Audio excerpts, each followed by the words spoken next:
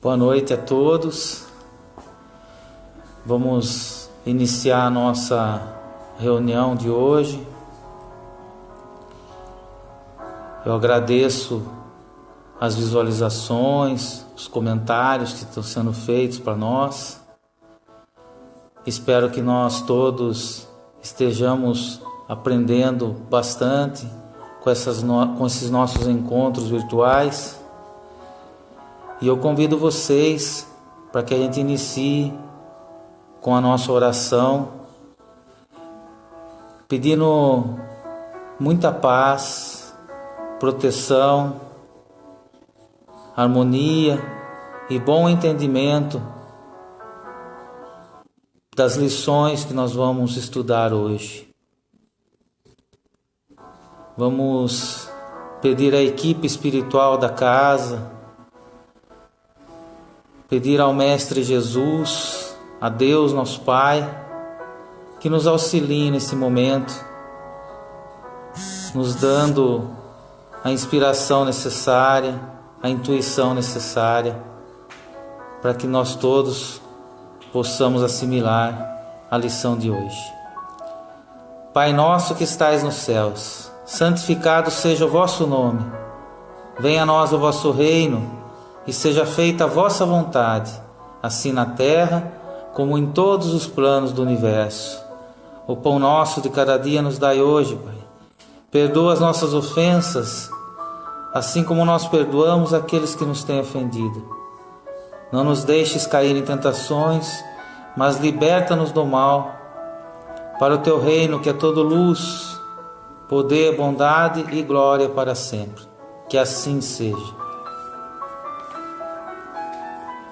Hoje nós vamos novamente utilizar o livro A Gênese, no seu capítulo 15, que narra os milagres do Evangelho. O nosso tema de hoje é a cura do cego de nascença. A leitura é um pouco longa, mas é necessária. Quando Jesus passava, viu um homem que estava cego desde o seu nascimento, e os seus discípulos lhe fizeram esta pergunta: Senhor, foi o pecado deste homem ou o pecado daqueles que o puseram no mundo que foi a causa para ele nascer cego? Jesus lhes respondeu: Não é que ele pecou, nem aqueles que o colocaram no mundo, mas é a fim de que as obras do poder de Deus brilhem nele. É necessário que eu faça as obras daquele que me enviou enquanto é dia. A noite vem, na qual ninguém pode agir. Enquanto eu estiver no mundo, eu sou a luz do mundo. Depois de ter dito isso, ele cuspiu no chão e, tendo feito uma lama com a saliva, untou com essa lama os olhos do cego. Ele disse: Ide vos lavar na piscina de Siloé, que significa enviado.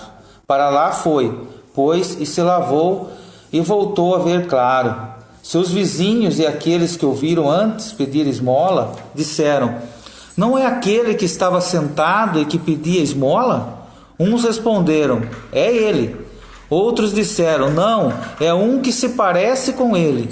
Mas ele lhes dizia: Fui eu mesmo. Disseram-lhe, pois: Como os vossos olhos se abriram? E ele lhes respondeu: Foi aquele que se chama Jesus, que fez a lama e com ela untou os meus olhos e me disse: Ide à piscina de Siloé e ali vos lavai. Para ali fui e me lavei, e eu vejo. Eles lhe disseram: Onde está ele? Ele respondeu: Eu não sei. Então eles conduziram aos fariseus esse homem que estivera cego. Ora, era o dia de sábado que Jesus fizera essa lama e lhe abriram os olhos. Os fariseus o interrogaram, pois, também eles mesmos, para saber como recobrar a vista. E ele lhes disse: Ele me colocou a lama sobre os olhos e me lavei e vejo. Sobre o que alguns dos fariseus disseram: Esse homem não é enviado de Deus, uma vez que não guarda o sábado. Mas outros disseram: Como um homem mau podia fazer tais prodígios? E havia sobre isso divisão entre eles. Disseram de novo ao cego: E tu, o que dizes desse homem que te abriu os olhos? Ele respondeu: Eu digo que é um profeta. Mas os judeus não acreditaram que esse homem fora cego e recobrara a visão, até que fizeram vir seu pai e sua mãe, que interrogaram-lhes dizendo: Está aí vosso filho, que disseste ser cego de nascença? Como, pois, vê agora? O pai e a mãe responderam: Nós sabemos que está aí o nosso filho, e que é cego de nascença, mas não sabemos como vê agora, e não sabemos quem lhe abriu os olhos. Interrogai-o, ele tem idade, que responda por si mesmo. Seu pai e sua mãe falavam da sorte, porque temiam os judeus, porque os judeus já tinham resolvido em conjunto que quem reconhecesse Jesus por ser o Cristo seria expulso da sinagoga. Isso foi o que obrigou o pai e a mãe a responderem: Ele tem idade, interrogai a ele mesmo. E chamaram, pois, uma segunda vez esse homem, que fora cego, e lhe disseram: Renda glória a Deus, nós sabemos que esse homem é um pecador. Ele lhes respondeu: Se é um pecador, eu não sei nada disso, mas tudo o que eu sei é que eu era cego e que vejo agora. Eles lhes disseram ainda: O que ele te fez? E como te abriu os olhos? Ele lhes respondeu: Eu já vos disse, e ouviste, por que quereis ouvi-lo ainda uma vez? É que quereis vos tornar o seu discípulo? Sobre o que eles o carregaram de injúrias, e lhe disseram: Seja tu mesmo seu discípulo, por nós somos discípulos de Moisés. Sabemos que Deus falou a Moisés, mas para este não sabemos de onde saiu. Esse homem lhes respondeu: O que é espantoso, que não saibais de onde ele é e que me abriu os olhos. Ora, sabemos que Deus não satisfaz os pecadores, mas se alguém o honre e faça a sua vontade, é a este que ele atende. Desde que o mundo é, jamais se ouviu dizer que alguém haja aberto os olhos a um cego de nascença. Se esse homem não era enviado de Deus, ele não poderia nada fazer de tudo o que fez. Eles lhes responderam: Tu não és senão um pecado desde o ventre de tua mãe, e queres nos ensinar? E o expulsaram. Está em João capítulo 9, versículos de 1 a 34. Como eu disse, é uma leitura um pouco longa, mas necessária para que a gente possa entender toda a passagem evangélica. Nós vamos abordar 4 pontos importantes dessa passagem. A maneira pela qual Jesus se utilizou para curá-lo, a fé e a coragem desse homem perante os sacerdotes no templo, a resposta à pergunta feita pelos apóstolos, como que Jesus respondeu a eles, e a frase de Jesus: Eu sou a luz do mundo. A maneira como Jesus se utilizou para curá-lo, a doutrina espírita nos esclarece a respeito dos fluidos espirituais, que são fluidos curadores. E Jesus, sendo um espírito elevado que é, ele se utilizou dos seus próprios fluidos curadores, que através da sua saliva em contato com a terra, alteraram aquelas substâncias ali, para que fossem substâncias curadoras. Então Jesus faz um cataplasma, coloca nos 2 olhos dele, e diz a ele para que vá se banhar na piscina de Siloé, como está escrito no texto, significa enviado. As águas dessa piscina, muito provavelmente, eram águas medicinais, como nós temos aqui em várias cidades do nosso Brasil. Esse contato com essas águas medicinais, os fluidos, a energia que Jesus colocou, o amor que Jesus canalizou para esse homem, foram que o curaram da cegueira.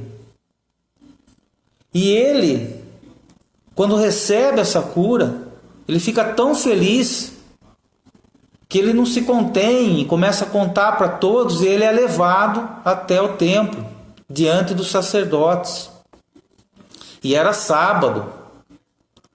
E para os judeus o sábado tinha que ser de repouso, de descanso, um dia somente de orações.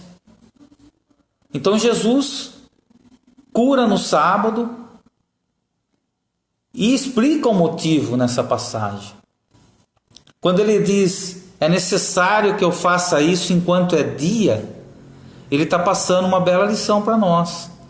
É necessário que eu faça o bem quando aparece a oportunidade.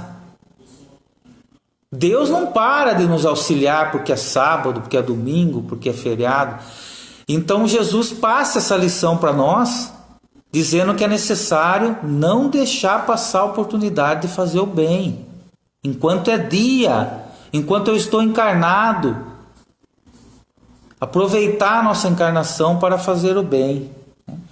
E diante dos sacerdotes, diante dos fariseus, a fé e a coragem que esse cego, após ser curado, demonstra, ele não tem medo de dizer, de aceitar Jesus como Messias.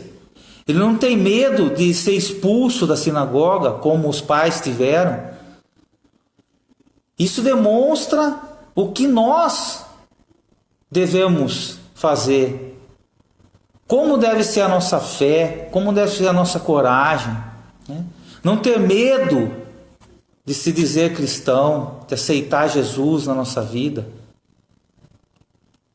Por mais preconceitos que nós vamos enfrentar, por mais injúrias, nós devemos ser firmes na nossa fé. Essa é a lição que ele nos passa, após a cura. Essa é a lição que ele nos passa. Com relação à pergunta feita pelos apóstolos, Senhor, foi o pecado deste homem ou o pecado daqueles que o puseram no mundo que foi a causa de sua cegueira? E Jesus responde o quê? Não é ele que pecou, nem aqueles que o colocaram no mundo, mas é a fim de que as obras do poder de Deus brilhem nele. Veja que interessante. Se os apóstolos fizeram essa pergunta, é porque eles acreditavam na reencarnação. Porque ele era cego de nascença. Eles perguntaram se era o pecado dele. Então o pecado tinha que ser anterior àquela existência. Então eles acreditavam já na reencarnação. Eles acreditavam que podia se haver uma punição por atos errados das vidas anteriores. Eles acreditavam erroneamente que o erro dos pais recairia sobre os filhos. Essa era uma crença errada que eles tinham da justiça divina. Era até a quarta geração, eles acreditavam que sofreria com aquilo. Se não for o mesmo espírito, não vai ser isso, é óbvio. Hoje a doutrina espírita nos esclarece. Agora, pode ser o mesmo espírito. Pode ser o mesmo espírito reencarnando na mesma família depois de 4 gerações. Então Jesus não critica eles por terem feito a pergunta. Só que Jesus dá uma resposta diferente. Jesus responde, não foi ele que pecou, nem aqueles que os colocaram no mundo. Então aí nós precisamos, mais uma vez, se aprofundar nos estudos da doutrina espírita. Porque nós sempre falamos aqui que nós estamos num mundo de provas e expiações. Então prova é diferente de expiação. E é isso que nós vemos nessa passagem aqui. É isso que nós vamos estudar nessa passagem. Eles perguntaram para Jesus se era uma expiação. E Jesus respondeu que não. Mas era uma prova. Vamos entender isso. Expiação é quando eu reencarno para corrigir um equívoco do passado, para corrigir um erro do passado, e corrigindo ele, eu avanço. Prova é quando eu reencarno para passar por algo que ainda não fui testado naquilo, que era o caso dele. Ele pediu essa prova da cegueira para que ele pudesse avançar. Mas vejam bem, toda expiação é uma prova também. Então nós temos expiações que são parciais nessa encarnação, que não vão durar uma encarnação inteira. Nós temos provas que também são parciais, que não vão durar uma encarnação inteira. Nós podemos ter expiações e provas na mesma encarnação. Então tudo depende do nosso planejamento reencarnatório, do que foi planejado. Tem espíritos que reencarnam e durante o período da infância tem provas difíceis, tem expiações difíceis. E depois, no período de adulto, isso já diminui. Outros espíritos passam a infância, a adolescência, a fase adulta sem provas ou sem expiações mais graves, e quando chega mais ou menos aos 50, 60 anos de idade, vêm as provas mais difíceis, vêm as expiações mais difíceis. Então são períodos. É isso que nós precisamos compreender. No caso do cego de nascença, era um espírito que pediu essa prova pela qual ele não tinha passado ainda.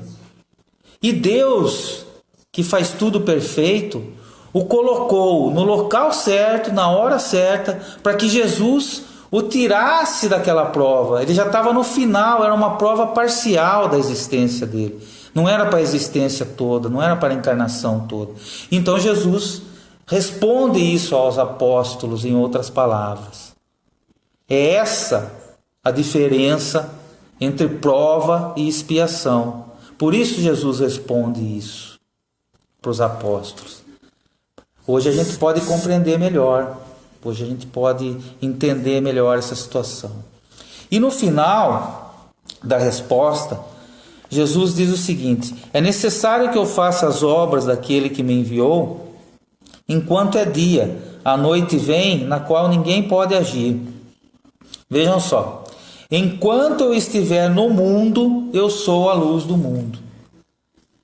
Jesus vai estar sempre conosco. Então ele sempre será a luz que vai iluminar o caminho a ser seguido. Ele está diante de nós, iluminando o caminho para que a gente possa seguir. Mas é necessário que a gente caminhe com as nossas próprias pernas, com as nossas próprias forças. E é necessário também, por conta de nós estarmos ainda, o nosso planeta, a maioria, numa cegueira espiritual, é necessário que a gente deixe que Jesus nos toque, cure as nossas vistas. No caso do cego de nascença, ele foi curado das vistas físicas e dos olhos da alma. Os ensinos de Jesus são para curar a nossa cegueira espiritual, para que a gente possa ver com clareza, como está no texto. É nesse sentido que ele diz: eu sou a luz do mundo, porque o cego não vê a luz. Jesus é o nosso exemplo, é o caminho que nós devemos seguir. E quando a gente deixa ser tocado, simbolicamente, para que a gente possa avançar nas nossas vidas, quando a gente recebe essa dádiva, então, com certeza, todos que recebem essa dádiva dos ensinamentos de Jesus são beneficiários. Porém, aquele que recebe, agradece como ele fez, e vendo a luz como ele viu, segue essa luz, esse é o verdadeiro redimido. Esse realmente se redimiu. É esse testemunho que é necessário, de fé e coragem, de seguir os passos de Jesus, que nós devemos nos esforçar. Porque não basta simplesmente ver a luz. É indispensável glorificar o Senhor, caminhando com Ele, subindo a montanha, com muito trabalho, com muita fé, com muita coragem e com muita dedicação. Com certeza, essa lição, essa passagem do cego de nascença, vem nos mostrar isso. Que a gente abra os olhos da alma para entender o que realmente nós estamos fazendo aqui. o que nós viemos, qual que é o nosso compromisso a ser realizado enquanto é dia. Essa foi a nossa lição de hoje, meus irmãos. Eu peço a todos vocês que a gente possa, nesse momento, mais uma vez, unir os nossos pensamentos, os nossos bons sentimentos na nossa prece final. Lembrando aqui que muitos enviam os seus pedidos de prece, de oração para nossa casa. Pedidos que nós vamos renovar aqui para a equipe espiritual. Nós vamos também pedir a fluidificação da nossa água, que seja aplicado para todos nós o passe à distância, e que a gente possa ter mais uma semana de muita paz, de muita harmonia, de muita luz nas nossas vidas. Vamos pedir a Deus, nosso Pai, a Jesus, aos bons espíritos, que possam estar conosco nos nossos lares nesse momento, que a equipe espiritual da casa aplique os passes regeneradores, renovadores para todos nós. Fluidifique a nossa água. Vamos pedir pelos nossos amigos, pelos nossos familiares. Lembrar de todas as orações que foram pedidas, todos os pedidos de ajuda. Vamos orar pelas entidades sociais da nossa cidade, que todos os trabalhadores, voluntários e pacientes desses lares possam receber as nossas boas energias, as nossas orações. Vamos pedir para os profissionais de saúde, pela nossa Santa Casa de Misericórdia, para todas as equipes que se encontram nas ruas da nossa cidade, auxiliando a população. Pedir por aqueles que cuidam da nossa segurança, da nossa administração. Pedir pelo nosso Brasil, pelo nosso planeta Terra, que as nossas orações, as nossas vibrações se juntem a todos aqueles que oram pelo nosso planeta.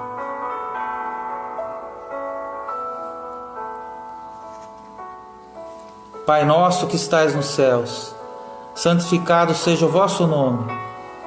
Venha a nós o vosso reino. Seja feita a vossa vontade, Pai, assim na terra como em todos os planos do universo. O pão nosso de cada dia nos dai hoje. Perdoa as nossas ofensas, assim como nós perdoamos a quem nos tem ofendido. Não nos deixes cair em tentações, mas livra-nos do mal. Para o teu reino, que é todo luz, poder, bondade e glória para sempre. Que assim seja. Muito obrigado. Muito obrigado a todos. Que Deus abençoe.